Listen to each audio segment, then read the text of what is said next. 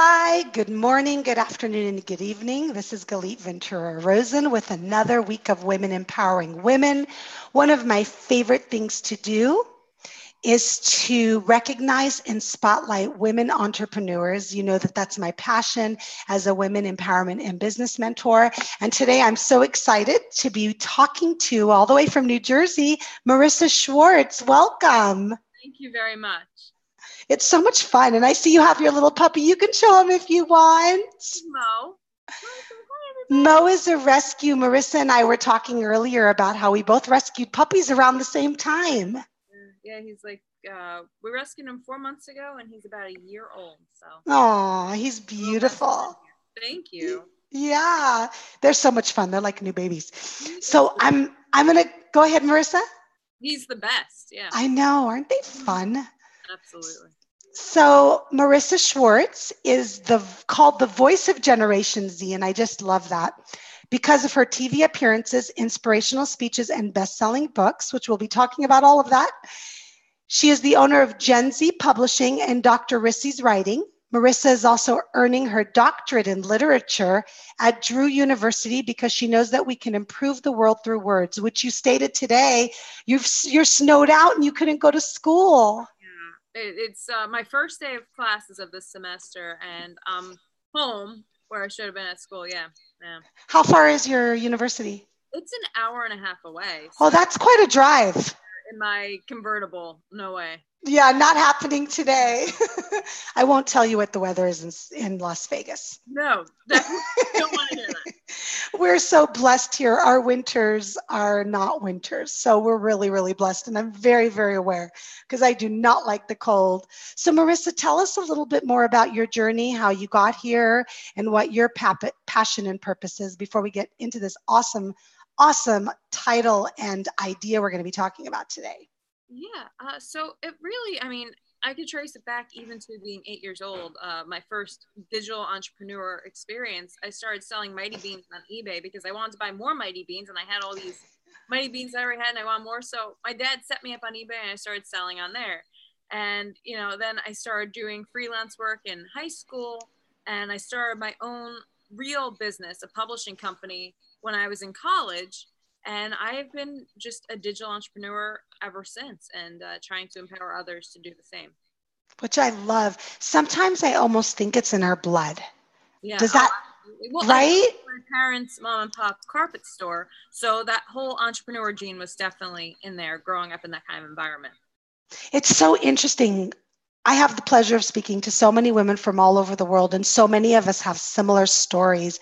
And I also grew up in the world of entrepreneurship, and really, it was an open door. And so many people do not recognize that. They think, okay, I'm supposed to go to college. I'm supposed to get a job to work for somebody. I know you're going to just, I'm so excited to hear from you about the Generation Z because it's a different generation than I grew up in. But I also grew up in that world where it wasn't common. So when these doors were open for us, we just saw a different aspect, No, right? absolutely. I think back to when I was in college, which was 3 years ago. I was, going to the career center, and nobody mentioned entrepreneurship. Everybody said you need to get an internship and you need to start working for somebody. And I thought, oh, well, those are my only options. That's what I have to do. And, if it weren't for, I think, my father saying, I'm an entrepreneur, you can be one too. That's really, I had my own online businesses, but I thought of them as just, oh, they're supplementary. I didn't realize the potential and that they could grow. And then even in grad school, going for my master's after that, it was the same kind of thing. Oh, well, you should get this advanced internship and then work at this company. And I applied for jobs. I actually applied for jobs and then realized, wait a minute, no, I don't need to. Yeah. And all my friends, the other thing is when you see all your friends getting jobs, applying for jobs, doing internships, you really do think, oh, that's the way I have to be.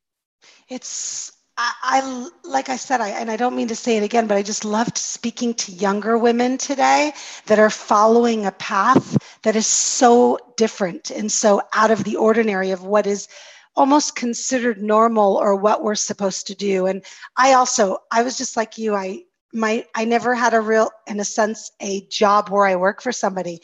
I started my own businesses, and at the age of 21, same thing. So it's so much fun to be able to do that.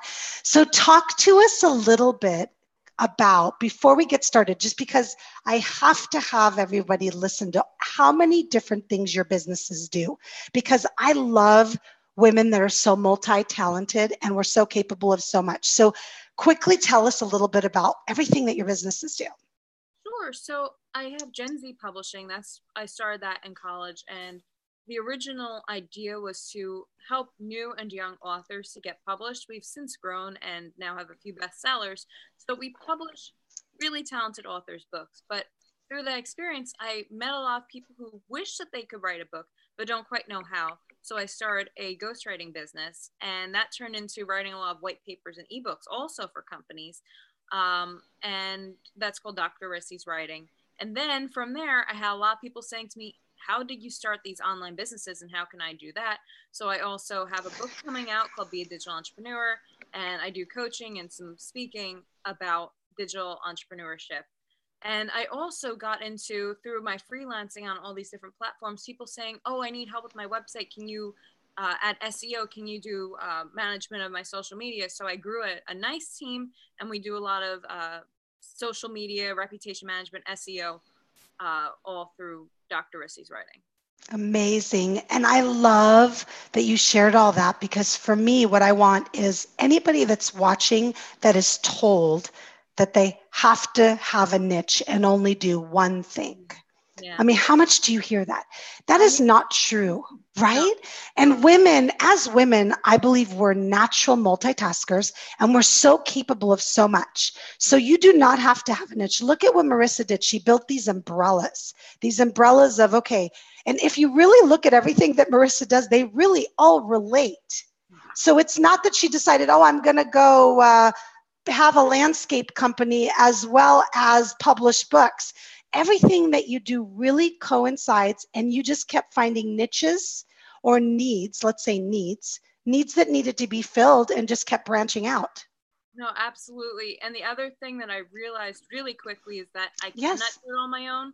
I'm an independent person. I'm always like, oh, I need to do everything. But I quickly learned I need to build a team, and we need to work together to get going. And without the team, there would not be these businesses. So that's the other thing when people say, oh, you need to focus on just one thing. If it's just you, I guess, but when you have a team around you that you can count on, that's a different story. Yes, and I use the word serial entrepreneur a lot, because I've always been the same way. And I think a lot of people, they think this, okay, I'm an entrepreneur, which is a solopreneur. They don't recognize that they need to get out of that mindset of being one person that does everything. And really the growth and the success is related to when you get out of that. And now you recognize an entrepreneur is truly building businesses. Right. No, so when I hear you say teams, it has to do with delegating, recognizing where you have the best abilities and where you can guide and lead everybody else to their success. And so I commend you. I'm excited to talk to you because I talk to a lot of women that are around my age. And so it's so much fun for me to talk to the younger generation. I have a son that's 21 years old. So my oldest is 21. And so I'm watching him, senior year of college. What is he going to do now? Coming to me, same thing. Okay, what do I do? Son, you have options. You can be an entrepreneur, or you can get a job, or you can do both. Yeah, no, absolutely. And isn't it fun that I'm able to offer that? And I love it because it feels like the generations will continue. Yeah. And he's lucky to have a parent like you, and I'm lucky to have parents like I did, because I have a lot of friends where they wanted to start a business and their parents said, no, you need to get a job. A business is too unstable. So I think your son is definitely very lucky. Oh, thank you. Yeah, he's amazing. He's done all this. Thank you so much. So let's get started on the topic. Obviously, you have so many areas of expertise, and we could sit here and probably talk about 50 different topics today. But the one that we decided to talk about is content marketing. Yeah, so really a few tips on content marketing. Number one is just making sure that you have quality content. I see a lot of businesses just, they'll retweet somebody, or they'll put something that isn't necessarily appropriate for their audience. So the way to make sure that your giving quality content is to really know your audience, know who they are, their age, their demographics, what they enjoy, their hobbies, what their careers are, and then to imagine yourself in those shoes. Maybe you are, because I find that I'm very I relate very much to my audience. So you put yourself in their shoes and imagine what you would want to read or what you would want to see. And then the next part of content marketing is making sure that it's quality in the way that, you're not using an old camera and, footage that nobody can see if you're doing videos, or if you're writing a blog post or delegating it to somebody, they're not somebody who's writing something that's unreadable. They're writing something that actually gives quality and gives somebody to take away. Because I read a lot of blog posts where it's like, how did this get published? There is nothing that anybody can take away from there. Maybe it's just a blatant advertisement. Maybe it's riddled with errors and grammatical errors. There are so many different things that can go wrong with it. But if you really aim and strive to give your audience the kind of content that they want, that they're going to read, that they're going to share, you're going to see it come back to you. And then the next part of content management would be utilizing your SEO, making sure that it actually does rank in Google's keywords, because I've seen some beautiful pieces that utilize no keywords. So that no one can find, that right. no one ever sees. And we all know how much we love Google. Yeah. We live and breathe Google. Man, did they do a good job. So is there a method to finding keywords or to making sure those keywords are in your content? Yeah, there are a lot of different ways. First of all, there are a lot of programs that you can look up. So if you put in one keyword, it will show you maybe 10 more, some long tail keywords, some keywords that are being frequently searched. Another method is kind of just imagining yourself in your audience's shoes and thinking, what are they going to be searching for? You yourself can probably come up with better keywords than any computer program. Sure. Like I know that Gen Z, my book publishing company's audience, really likes young adult fiction. But if I put in publishing company into a computer, they would never come up with young adult fiction. They would be saying fiction books, nonfiction books. They wouldn't come up with way. So there are a lot of things that I know that computer wouldn't. Yes. Okay. So the experience of having an SEO expert helps. Absolutely. Well, yeah. Or you yourself. Of course. Your company. Yeah. Of course. If I hired somebody who was an SEO expert and, they didn't know my company very well, they probably wouldn't come up with young adult fiction.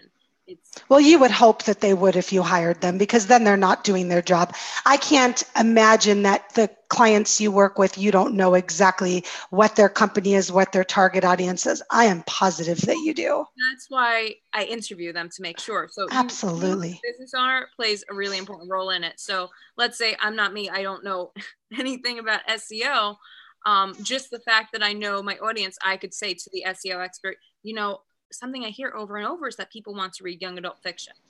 So that's why I find talking and interviewing the business owners to be super helpful, because let's say they do own a landscaping business. I don't know the best kind of lawnmower, but they will, and they're going to tell me, and I'm going to put that. Yeah. What is your ideal client purchasing? What is it that they're focused on? When they go to Google, what are they looking for to find you? For sure, you're going to know your keywords. Absolutely. And then with the content, I completely agree. You stated at first that whatever you're posting, whatever you're sharing, make sure, it felt to me like what you were trying to say is make sure it really is an image of you. So if you're putting stuff out there and just reposting it, it's not yours. And there's nothing wrong with reposting information. You can't always come up with everything yourself. But if there's grammatical errors and it hasn't been proofread, you're now putting forth an image of yourself to your ideal client of almost being unprofessional. No, absolutely. Right? So you want to make sure that you go through all that. Is there anything else that you wanted to share with us about content that's important? Yeah, I mean, a big issue that I often see too is hashtag usage. People using hashtags on Facebook, it's not necessary, and it makes you look unprofessional.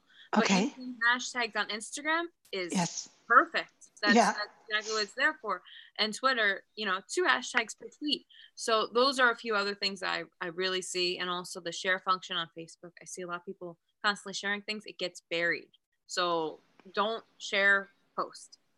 Yes, I've noticed that with the algorithms, the sharing doesn't seem to pick up as much. No, And then is it also true that when you put a link, I've heard this, when you put a link in the post, it's not as friendly because Facebook doesn't want you going anywhere else. They want you staying there. Exactly. What I've been seeing a lot of people doing is putting links in the comments so that it doesn't get buried. That's one way around it. But yeah, me personally, I've been just posting a lot of photos and videos and just if they really seem to love video. Yeah, absolutely. They love Facebook Live. They love videos. I've noticed that they've liked that as well. It's interesting with the Instagram piece. I do my own posts because I just like them to be more genuine when I feel like doing them on Instagram. And every time I put a hashtag, it pops up. So it makes it really easy for you. It pops up and says, okay, I use keynote speaker a lot, public speaker, motivational speaker, inspire, and it pops up and shows you how many times it's been posted. So they make it really easy for you on Instagram. Yeah, totally. Well, tell us a little bit about how anyone that's watching that's interested in the publishing and the ghostwriting and the SEO, in the all of the different things, I'm not even going to remember them all, that you offered at the beginning, how they can get a hold of you. Yeah, I have my personal website, which has all my other businesses listed on there. So if you go to morissaschwartz.com, and that's Morissa with an O, I'm named after my grandpa Morris. So morissaschwartz.com. It has everything, even my social media links. On social media, I'm just Morissa Schwartz everywhere. So, yeah. Good, perfect. So if anybody's interested in learning more about Morissa's multi-talented businesses, please reach out to her. We'll also make sure that we put the link in the comments on YouTube. And thank you so much for watching another week of Women Empowering Women, where we spotlight amazing women from all over the world that are entrepreneurs. And I am Galit Ventura Ruzin, and have a wonderful day.